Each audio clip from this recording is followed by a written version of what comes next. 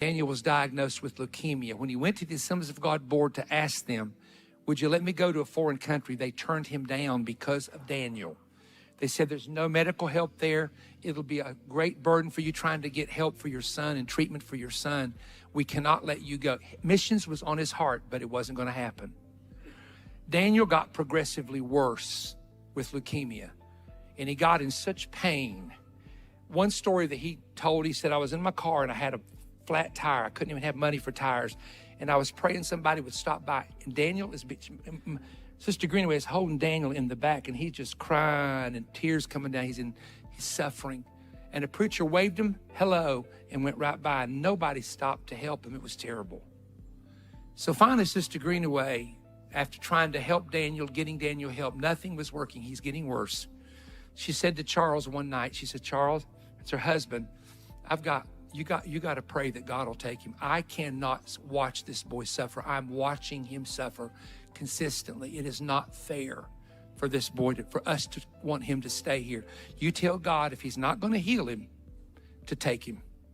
And Greenaway got down in a room and said, Lord, you heard my wife, and I'm in agreement with her. If you're not going to heal him, take him. Now, Charles Greenaway had miracles praying for people, so he couldn't understand why God didn't heal that little boy, and that boy died that night in his mother's arms.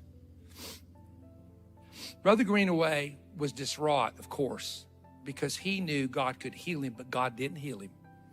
So he goes back in the room, and he said something that has been said for years. It's been preached on. My daddy heard me preach it. And he said, that's the greatest one statement a preacher could ever make. Charles Greenaway got down on his knees and said, God, you could heal people, but you didn't heal my son. I know Daniel could have lived and been a great man of God, but he'll never have that chance.